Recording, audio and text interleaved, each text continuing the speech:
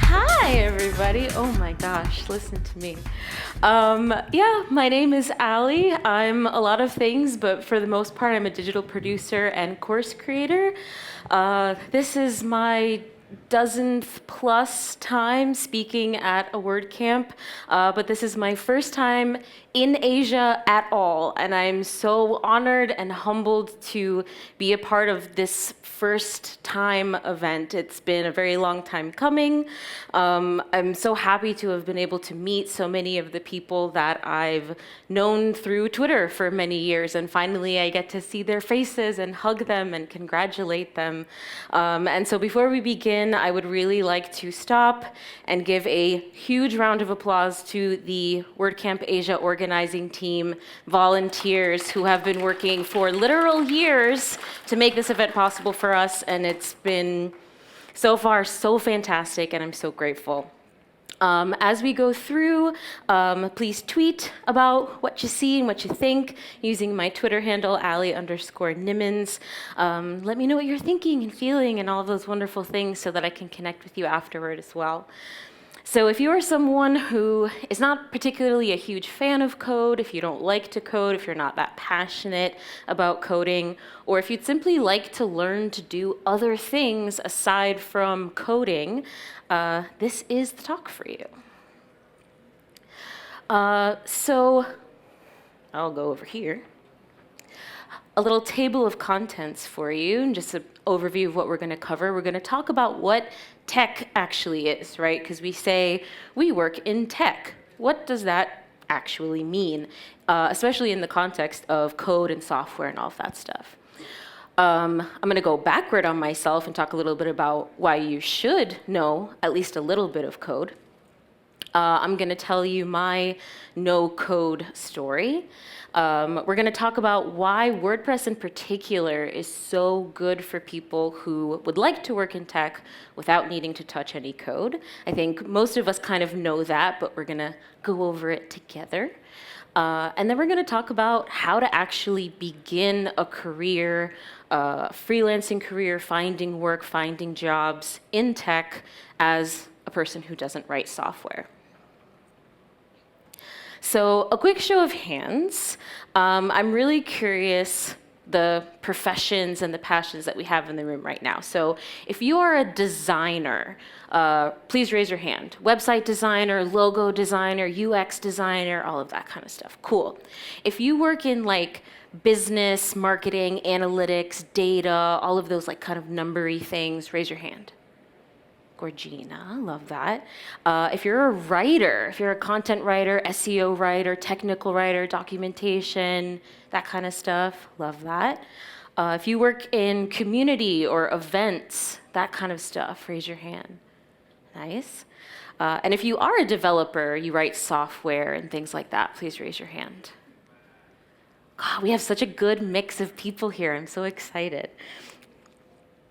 Okay, so when I started preparing this talk, I asked myself this question: what is tech? What does that mean? And I went to ye old Google to try to figure that out. And the first definition I found is this one, which I don't like. I think it's way too technical. It's like way too dry and specific, and I just kind of feel like it's not very true.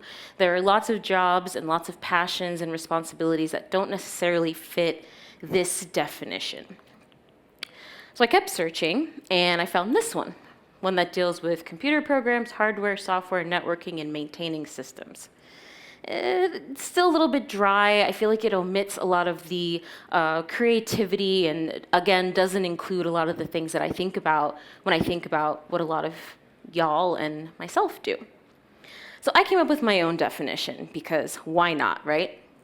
I've decided that to work in tech means that you do work that determines how computers and/or the internet affects our lives and affects our businesses, which I think way more covers the gambit of what we're all actually here to talk about, right? How we use WordPress, which is reliant upon the internet and our computers and our phones, how we use WordPress to affect how people run their lives, how people interact with information.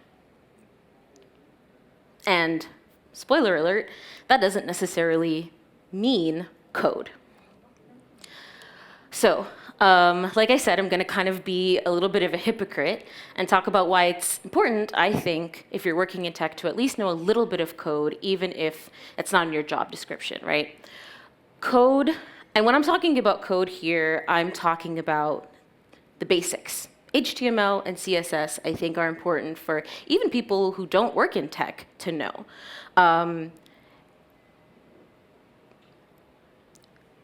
Knowing code provides a baseline understanding of how these systems work, right? If you're a content manager and you're working in WordPress to publish things that other people have written, knowing a little bit of HTML, knowing a little bit of CSS, like my friend Laura said earlier, enough to be dangerous, gives you context. It allows you to kind of understand how things are working underneath the hood. I think learning any language, whether it's code or whether it's Spanish, Thai, German, knowing other languages encourages a different way of thinking. And I believe that a lot of people in this room are bilingual, right? There's a lot of people here who know English and another language.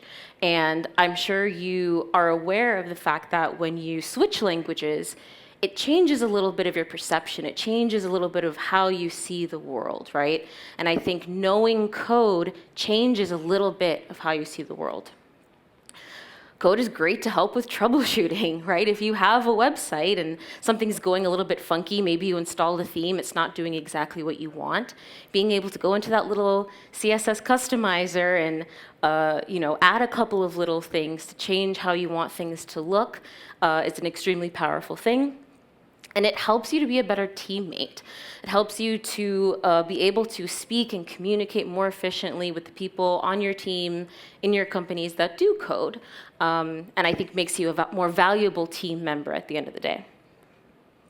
So I think that since this is a persuasive essay that I'm writing here, it's good to include a real life example. So this is my story as somebody who works in tech full-time and doesn't write any code. So 2013 is about the time that I dropped out of theater school and decided I was going to become a web developer. So I decided to take this 180 turn and go from the performing arts into sitting in front of my laptop for 8 hours a day looking at bright lights. And I started learning how to code first out of library books, because at the time I didn't have a laptop. Eventually, I got enough money to buy my first laptop, and I would go to Starbucks, and I would use courses like Udemy and Code Academy, and Treehouse, and Lynda, and YouTube, and I would write code in my notebook, because having learned Spanish in high school, I was like, well, to learn like semantics and stuff, I need to like write it out to remember it, which in retrospect, I feel very silly that I ever did that, but that's how I started to try to learn. And I really didn't enjoy it. It wasn't very fun, but I wanted to build websites. And in my mind, that was the way you started, is you learned how to code. And after about a year of that, I got my first job as a junior web developer at an agency in Florida. And that's a picture of me helping my boss to start our very first podcast. So I've been a podcast person from day one. And I did a lot of different things in that job. And that job was actually where I got introduced to WordPress. That was the job I was working at when I met some of the people in this room, and I attended my first WordCamp. And I started to learn that I didn't actually need code because I had WordPress. And so about a year at that agency was not a fun place to work, so eventually I was like, I need to get out of here. I struck out on my own. Because I had WordPress, I could build websites for people, and I could sell those services. And at that agency, I learned about SEO, and I learned about maintenance, and I learned about hosting. And I learned enough about building those systems and processes without any code that I could start turning around and selling those services to other people. So I had to go onto the Wayback Machine and find a screenshot of my old website, and this is kind of the best that I could get. And I was like, oh man, I have this old weird headshot that I took and everything. But I started my own business, and I was able to make my own money on my own terms. And it was the confidence of starting this business that allowed me to feel like I could apply to speak at a WordCamp, which I did about a year later. So things were already kind of starting to roll. And again, I wasn't touching any code. So I ran that business for about 3 years. And eventually I was like, I'm getting really burned out, I'm not making a whole lot of money. I miss working with people and being on a team. And I actually met Michelle Frechette, who I'm seeing nods, a lot of you know. And through her, I learned about GiveWP. I learned that there was a position for a support tech, and I applied, and I got that job. So this is a picture of me working the booth, the sponsor booth at WordCamp US in 2019 before the world exploded. And I think you can tell from this picture how much fun I was having and how much I was enjoying myself, and I was making friends, and I wasn't alone in my bedroom fiddling with WordPress all day long. I was out, I was speaking to people, I was doing things, I was impacting things, and it was extremely, extremely fun. And that first job was the rocket ship that sent me to all the other opportunities that I've had. So for this 2023 point, I couldn't figure out what to list here. So these are just some of the companies that I've been lucky enough to be able to work with, to be able to create content for, to be able to make money working with. That's a pretty cool list right there, if I do say so myself. I'm pretty proud of myself for that list. And again, none of them have asked me to code. None of them want me to code. They want all the other knowledge and all the other experience that I have. And these are some of the things that I've helped create in some ways. I've helped build the BlackPress Slack group, which is a fantastic community initiative. I've helped build Underrepresented in Tech with Michelle. I started my own podcast production company, and now I create content for MasterWP. And it's been an extremely gratifying experience, all without needing to learn to code. So, I think there's been a theme throughout all of this, right? And it's been WordPress. I think that there is no other software tool community that is as supportive in tech of non-coders as WordPress is. I think most of us can agree that putting up a WordPress site doesn't require you to code. That's normal, that's typical, right? There's this huge community, part of which I'm looking at right now, of non-coders, people who don't focus on that you can learn from, that you can find friendship and mentorship from, that create educational resources for you, a lot of times for free, that you can find and begin to learn from. To contribute to WordPress, which is one of the most powerful things that you can do with your knowledge, doesn't require coding knowledge for, I would say, the majority of teams. There are fantastic teams, important teams that need coders. But I think one of the saddest things to me about our contributing structure is the lack of emphasis on the need for people who do not code. If you know 2 languages, you can be a contributor to WordPress. The Polyglots team needs you. If you design anything for a living, a contributing team needs you. If you know how to write, if you know how to edit, if you know how to take a picture with your phone, a contributing team needs you. And that is contributing to a tech open source project without needing to know any code. And if you do decide you want to learn how to code, which every year I look at myself and I'm like, man, this is the year you're going to learn JavaScript. Allie, this is the year you're going to sit down with a course and you're going to learn some JavaScript. And then the year's over and I'm like, man, that past version of me was really dumb for thinking that because I don't want to do it, right? But one day, if I do decide to learn some JavaScript, I know that I have resources and people at my fingertips ready and willing to help me do that. There's people in this room that I can look at right now and know that they will help me do that. So despite me saying, you don't need to learn how to code, you don't need to learn how to code, it doesn't mean that you shouldn't learn how to code or that you can't learn how to code. All right. So if you want to start working in tech, and you don't know how to code, how do you make that leap? How do you make that step? There we go. The number one thing that I think I did right when I struck out on my own, I made a lot of mistakes. I made way more mistakes than I made good decisions. But I think the number one thing that I did right very early on was I built a portfolio of work for myself. And a lot of it was fake, right? I would create a website for a company that didn't exist. I would like grab a stock photo from Unsplash and I would say, what does this photo represent as a company? Let me make a company around this image, and I'm going to build a home page around this image and this fake company, right? And then I moved into building things for friends and family at very low cost. But all that beginning stuff, all that beginning practice and trial and error was just for stuff that I made up. If you're not necessarily a designer or a builder, maybe you're a strategist, maybe you're interested in SEO, things like that. I'm sure we've all had the experience, right, of going to a website for a company that we're trying to get something from, right? Maybe you're trying to order dinner, you go to a restaurant website, and you're like, man, this website sucks, right? Who designed this? I could have done this so much better. Do it. Sit down.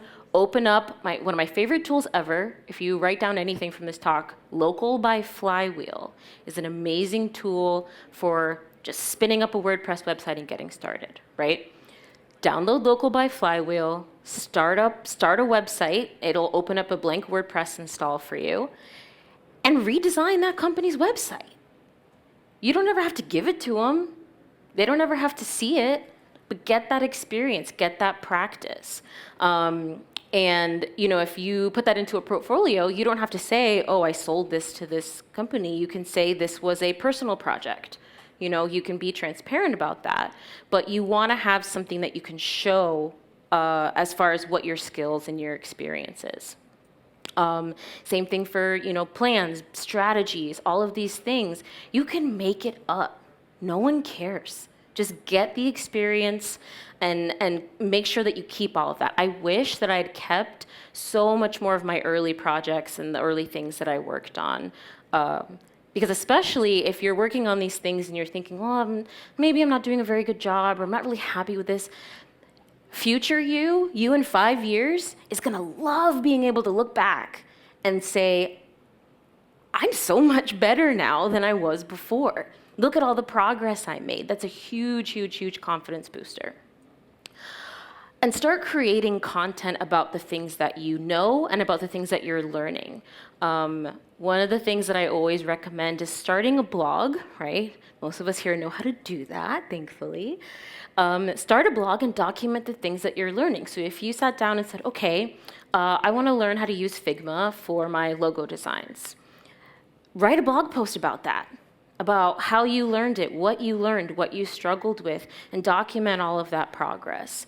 Start a podcast, start a newsletter, put content out there.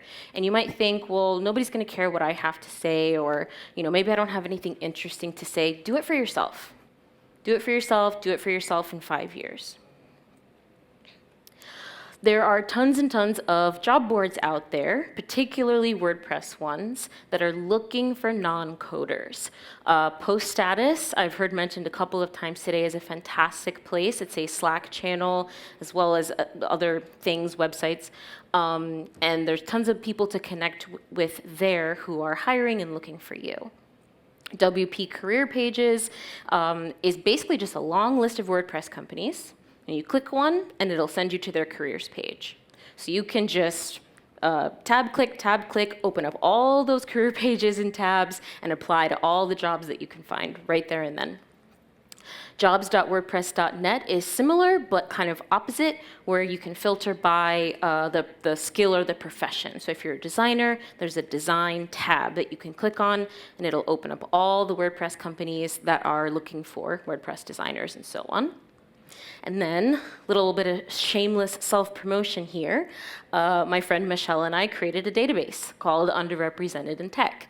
And pretty much just from looking at faces, almost everyone in here is qualified to be in this database. It is a database of people who are not your, I will say average in the West, because I don't want to make assumptions. Average in the West, meaning straight white men. If you are not a straight white male, you can be an underrepresented in tech. You add yourself, you add your profile, so you say what you do, what you're interested in, what kind of opportunities you're looking for, and then employers will go through that database and be able to find you. I know that a lot of us identify as introverts, right? I know a lot of us are already getting tired today because we've been interacting too much with people and we're starting to get tired. But networking is an incredibly important part of this experience, especially if you are looking for a creative role where you're going to have to be communicating, right? And thankfully, WordPress makes networking pretty easy to where half the time you don't even know that you're networking, right? You've already done the first step. You're here at a WordCamp. That is the first step to networking. Go to a WordCamp, find someone to talk to. Congratulations, you just networked. Apply to speak at WordCamps or your local meetups if you have them. I would not have gotten most of the opportunities that I've gotten if I didn't decide to get up on stage and start speaking. Same for podcasts. I met Michelle, who got me my first WordPress job because she had a podcast and I applied to speak on it. Pure and simple. There are tons of podcasts out there and they're always, always, always looking for guests. And a lot of the American or North American ones are desperate for guests from other parts of the world because they're stories that we don't hear on that side of the world. So you are hot commodities. Attend other tech conferences that are not about WordPress. Please. I wish more WordPressers would go to conferences that are not specific to WordPress because there's so much else to learn and there's so many other perspectives to get. For better or for worse, the WordPress community is on Twitter and will be for the foreseeable future until Twitter actually explodes. So if you don't have a Twitter account, set one up today. And if you have one that you don't really use, try to be on it a little bit more frequently. That's where a lot of the conversations are, and a lot of people are posting about these kinds of jobs and opportunities on Twitter. And find one of these Slack channels to join, either Post Status or BlackPress. These are places where people come together and talk about a lot of these opportunities and where you can find mentorship in the kinds of roles that you're looking for. All right. So I wanted to list out some of the types of roles and types of jobs in tech that are very popular, very high in demand, that do not require any code. So I've tried to group them into sort of like categories. So we have a design category, and that's website design, UX, UI, themes, logos, graphic design, animation, video, all that gorgeous stuff. I group these into sort of like a business category, and that's consulting, coaching, helping other people to run their businesses, human resources, data, starting your own agency. If you're one of those, the saying is like, if you can't do, then teach, right? If you can't do, then lead. Lead the people who can do and support them, uplift them. Or working in things like e-commerce. So these are all great for if you are passionate about leadership, if you're passionate about numbers, data, people. These are all very powerful. And there are tons of certifications, courses, workshops online where you can learn to do things like this. So if you are a communication person, if you are a salesperson, if you are a storyteller, marketing is probably a very good area for you. There's a lot to do with strategy, there's a lot to do with advertising, SEO is a huge one, as well as social media. All of these things, you could code as a SEO person, you don't have to. If you are a natural writer, I see some natural writers in this room already. There's tons and tons and tons of jobs within the tech community that need writers and people who communicate well. I can't tell you how much tech documentation I've read that is practically illegible because we don't have enough writers to rewrite these things. Copywriting is incredibly important. SEO and blogging, proofreading, documentation, creating courses. That's one of my favorite things that I've been doing recently is writing educational content. And all of it comes down to the writing skills that I honed in high school, right? And if this is something that interests you, just start doing it. Freelance, find gigs online, write your own content and publish it. You have the power to do that. I remember when I first started out on my own, I would write SEO articles for $5 on Fiverr. And it was hard and it was kind of demoralizing, but it helped me to hone those skills very, very quickly. And it gave me a body of work to show for my skills. If you're a community person, you know, if being here with everyone gives you all those warm, fuzzy feelings and you are less of an introvert and you really like talking to people all the time and that jazzes you up, tech communities are one of the most important parts of how we build these products and these services and this software, right? We all know that WordPress wouldn't be what it is without this community, and we need people to run those communities. We have some of them sitting here, and I'm so grateful that they are here, right? Community can involve consulting. I do a lot of diversity consulting. That has nothing to do with software, but it's needed. Podcasting, nothing to do with software, but it helps build community around that software. Organizing events, right? Maintaining the open source project. There's so many contributions we need to WordPress around maintenance, keeping things going the way that they need to be going, as well as news, reporting on the things that are happening, right? Join in as many conversations as you can. That's where Slack comes in handy. That's where Twitter comes in handy. And publish your content about your thoughts. Start these conversations yourselves. Contributing to WordPress is one of the most powerful things that you can do to thrust yourself into these opportunities as a non-coder. Yesterday at Contributor Day, we had all of these amazing, beautiful, wonderful people come out and either contribute for the first time or help other people to contribute. I'm right here, right there. Yeah, that's me. I look great, don't I? That's about, I can count, I think, 8 pixels. Contributing to WordPress is fantastic, and everything I've mentioned, all of those jobs that I just, like roles that I just had in those bullet points, there are corresponding teams for those skills. If any of what I just said appeals to you, either as something you would like to do or something you already enjoy doing, there's a team for you. It's right there for you to get started with and to find people to mentor you as well who can help you move even further into those fields. So if you're a marketing person, there is a marketing contribution team.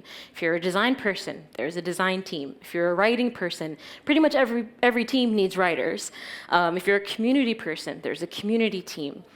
Make.wordpress.org. Write that down also. Make.wordpress.org is where you can go to find all of those teams. So that is it for me. I would love to answer any questions that anybody has. And while you think of those questions, I would like to take a quick picture of all of you, if you don't mind, that I can commemorate my experience with. So if you are on this far side, I would love it if you would scooch in as close to the center as you could get. I'd really appreciate. If you don't, it's like 5 o'clock. If you don't feel like getting up, I totally understand. But if you wouldn't mind being in my picture, it would make me really happy.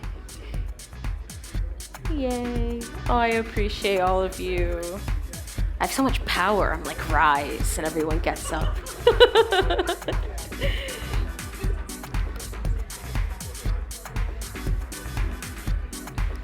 And I will take a picture of the picture, and I'll tweet it for all of you to be able to see and share, okay? So everyone look cute. I gotta take it this way. There we go. I think I got everyone in here. All right, 1, 2, 3. Yay! All right. Thank you so much.